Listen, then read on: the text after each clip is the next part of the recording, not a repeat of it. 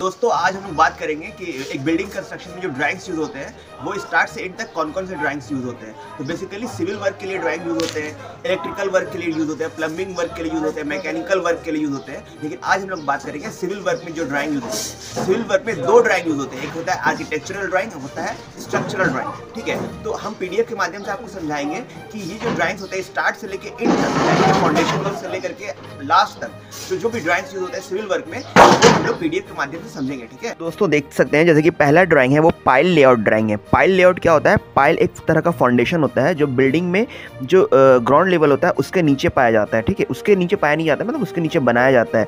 तो पाइल किसको बोलते हैं? जो राउंड राउंड देख रहे हैं, ये स्क्वायर फेस है, इसमें राउंड राउंड जो है वो पाइल है। पाइल का डेप्थ होता है, जैसे यहाँ पे आप राइट साइड में देख सकते हैं, ये ज़मीन के नीचे 6 मीटर 10 मीटर का पाइल का डेप्थ होता है। ये फिर पाइल के ऊपर जो होता है ना, पाइल कैप आता है।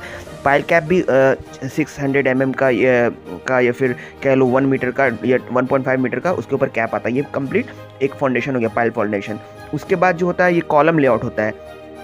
कॉलम कहाँ पे प्लेस होगा वो इस ड्राइंग के हिसाब से बनता है, ये भी स्ट्रक्चरल का पार्ट है। ठीक है, फिर उसके बाद जैसे कि आप देख सकते हैं इसका भी पर्सनल डायमेंशन है, और इस कॉलम का क्या डायमेंशन रहेगा, उसमें कितनी सरिया जाएंगी, कितने बार्स जाएंगे, कॉलम का क्या डेप्थ होगा, कॉलम में जो रिंग्स लगेंगे, वो रिंग जिसको हम लोग टाई कहते हैं, टाइज कहते हैं, वो टाइज कितना कितना गैप पे होगा, उसका डायमेंशन क्या होगा, वो इस ड्राइंग के हिसाब से फॉलो होता है। फिर उसके बाद बात होती है कि प्लिंथ बीम का, या फिर टाई बीम कह लो, प्लिंथ बीम कह लो, या पेरीफेरी बीम कह लो, तो वो इस ड्राइंग के हिसाब से होता है। ठीक है, वो उसका प्लेसिंग कहाँ पे होगा, उसका डायमेंशन क्या होगा, और जो उसमें स्टेयर्स आएंगे प्लिंथ बीम से, जो फर्स्ट फ्लोर के स्टेयर्स जाएगा, उसका डायमेंशन ये रहता है। पहला फ्लाइट है, ये दूसरा फ्लाइट है, तो उसमें कितने सरिया जाएंगे, क्या क्या उसका डिटेल्स आएगा, वो इस ड्राइंग से फॉलो होता है। फिर उसके बाद एक ड्राइंग आता है जो बीम, जो आप पीछे देखें, उस बीम में कितने के सरिया जाएंगे, और वो सरिया जो है वो जो बार्स होंगे वो नीचे में कितना बार रहेगा, ऊपर में कितना बार रहेगा, एक्स्ट्रा बार्स कितना रहेगा।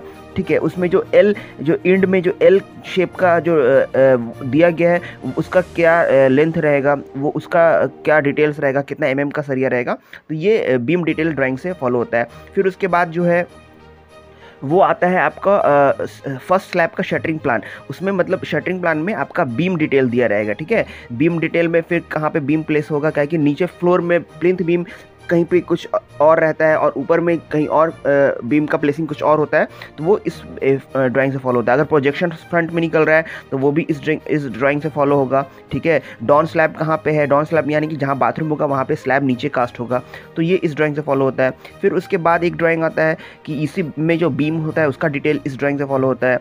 फिर उसके बाद जो है जो एग्जैक्ट में छत्ता ढलाई होता है, जो स्लैब लगता है, वो स्लैब का लेंथ ब्रेथ क्या लगेगा, वो स्लैब में जो सरिया आएगा वो सरिया का डिटेल इसमें दिया हुआ है कि हॉरिजॉन्टल में क्या आएगा और वर्टिकल में क्या आएगा, मेन बार कौन होगा, डिस्ट्रीब्यूशन बार क्या होगा, स्लैब का थिकनेस क्या होगा, ये सारा इस ड्राइंग से फॉलो होता है। फिर ये स्ट्रक्चरल पार्ट हो गया।